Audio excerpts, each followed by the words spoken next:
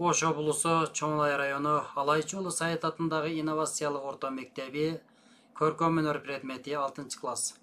Мугалим Ажиев Ниязбек Сайдахматович. Сабактын темасы күндүн желеси, жазгы пейзаж. Сабактын максаты күн желеси жана жазгы пейзаж боюнча кеңири маалыматтарды аласыңар. Мезгилдүү пейзажга токтолуу менен андагы өзгөчөлүктөрдү көрө аласыңар. Живопистин жардамы менен табигаттын сулуулугун, көрүнүштөрүн чагылдыра билүүгө көнүгөсүңөр. Табиятты тааный билүүгө, ага этият мамиле жасоого жана сүйүүгө, сактай билүүгө үйрөнөсүңөр. Сабактын тиби, сабакка колдонуучу ыкмалар.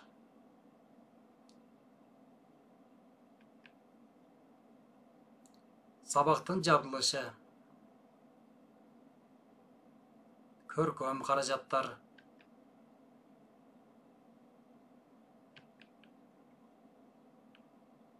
күн желеси тууралуу маалыматтарды аласыңар. Түстөрдү колдонууну өздөштүрөсүңөр, өз алдынча чыгармачылык менен иштөөгө көнүгөсүңөр.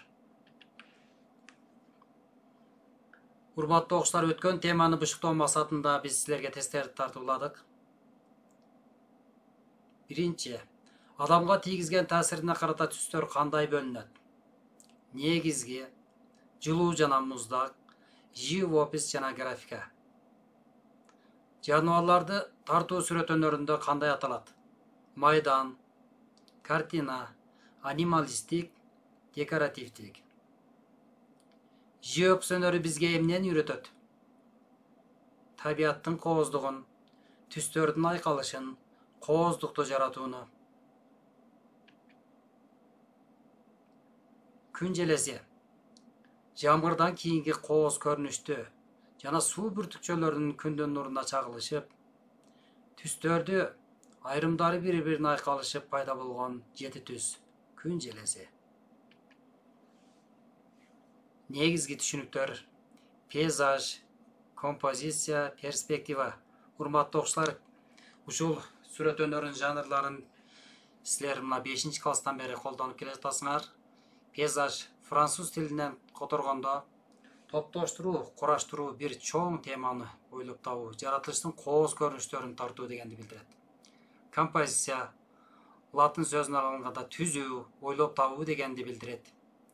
Перспектива деген сөз, перспектива бизге живопис тартууда өтө керектүү нерсе. Перспективаны биз силер менен бир мисал менен түшүндүрсөк, аба перспективасы канчалык аралык алыстаган сайын ушул бир точкага биригет. Эгерде биз жолдун ортосунда турган болсок, эки капталуу жүз бизге чоң көрүнөт дагы, аралык алыстаган сайын бир точкага биригет. Күндүн желеси, радуга.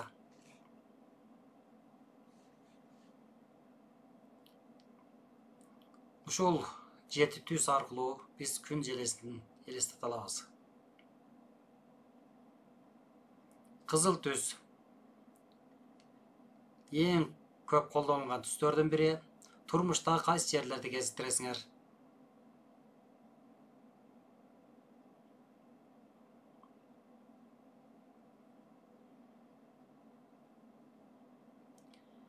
Кызгылт сары түс.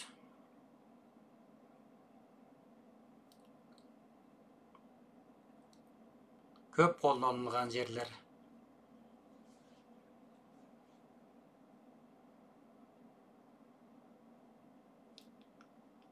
Ачык сары түс. Көп колдонулган жерлер.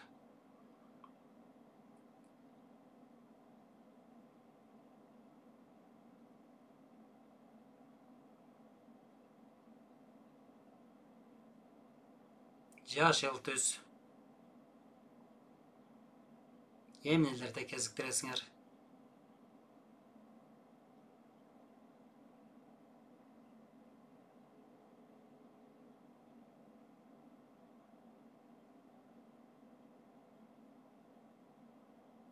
Ағыш көк түс.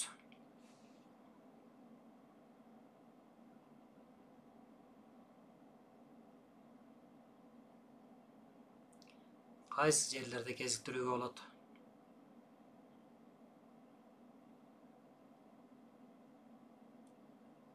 Көк түс.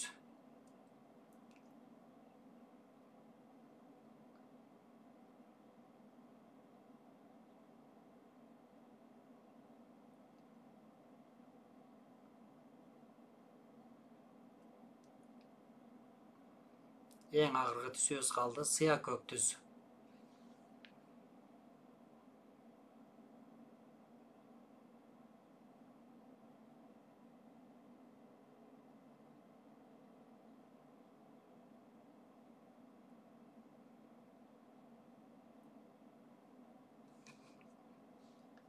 Мына урматтуу окуучулар, ушул күндүн желесинин катарын силер дайым билишиңер зарыл.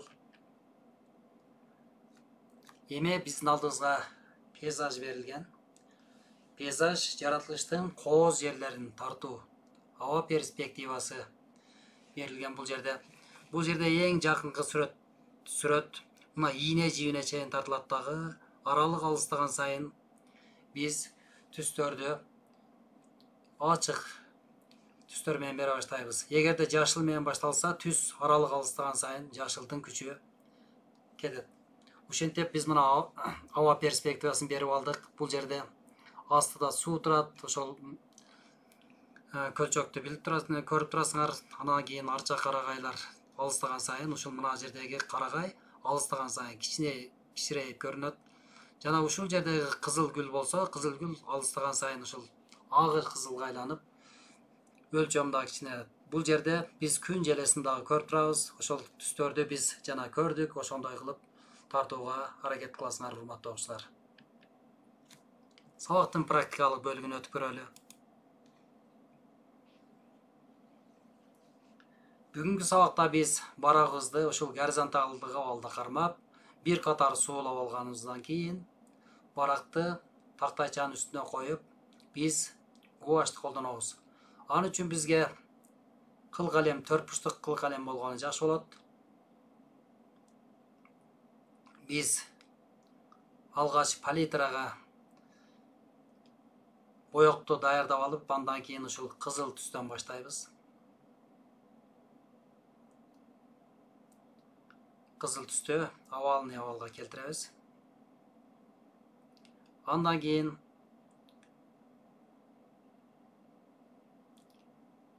экинчи түсүбүздү баштайбыз. Экинчи түстө ошол кызгыч сары, оранжевый түс деп коебуз. Сарыга кызылды кошуп, көбүрөөк сары берсек, ушундай түс пайда болот.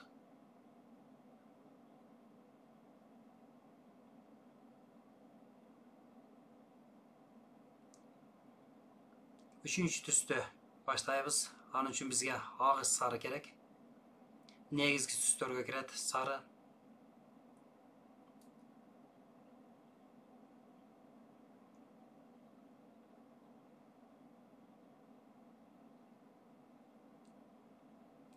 Биз 4-түстү баштайбыз, урматтуу окуучулар. Жашыл түс. Эгерде бизде жашыл түс жок боло турган болсо, көк менен сарын кошсок, ушундай жашыл түс пайда болот. Биз өткөнкү сабакта силерге түстөр боюнча теманы өткөнбүз. Негизги түстөр кызыл, сары, көк. Кошумча түстөр ак, кара. Ушул түстөр аркылуу бир топ түстөрдү биз таап үйрөнгөнбүз силер менен, урматтуу окуучулар. Эми агыш көк түстү табыш үчүн биз көккө ак гуашты аралаштыруу менен агыш көктү табабыз. Асман көк деп коебуз биз.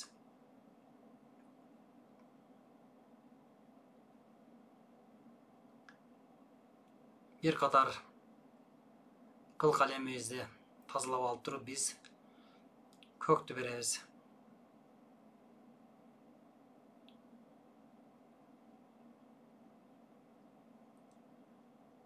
Биз 6 түстү таптык.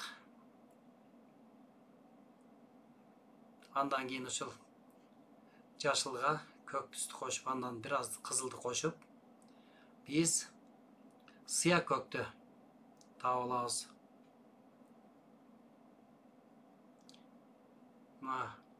Биздин күн желебиз даяр болуп калды урматтуу окуучулар. 1 2 3 4 5 6 7 түз болуптур. Мына күн желебизди биз даярдап бүттүк. Бушуктоо жана жыйынтыктоо бөлүгү мен силерге суроолорду сунуштадым. Күндүн желесин тартууда түстөрдүн ирети кандай? Перспективанын пейзаж тартуудагы зарылдыгы. Пейзаж жанрында иштеген сүрөтчүлөрдөн сага жаккан кайсы чыгармалары бар жана эмнеси менен жагат деген суроолорго урматтуу окуучулар жооп издейсиңер. Баалоо тартылган сүрөтүңөргө карата салыштырмалуу баалайбыз. Буга чейин биз көнгөнбүз урматтуу окуучулар. Эң алдыңкы сүрөт, эң жакшы тартылган сүрөт биринчи тепкичке коюлат. Андан кийинки сүрөттөр экинчи тепкичке коюлат. Андан кийинки сүрөттөр үчүнчү тепкичке коюлат. Тартылбай келген сүрөттөрдү өзүңөр билесиңер. Тартпай калган начар болот. Ошон үчүн урматтуу окуучулар, мен силерге тартылган сүрөтүңөрдү салыштырмалуу баалайм. Үйгө тапшырма. Пейзаж аба перспективасын колдонуу менен күн желесинин сүрөтүн тартасыңар. Урматтуу окуучулар, ушул тартылган сүрөттөрдү мен силерге төмөнкү электрондук даректер жана WhatsApp номерлер аркылуу күтөм. Көңүл бурганыңарга чоң рахмат.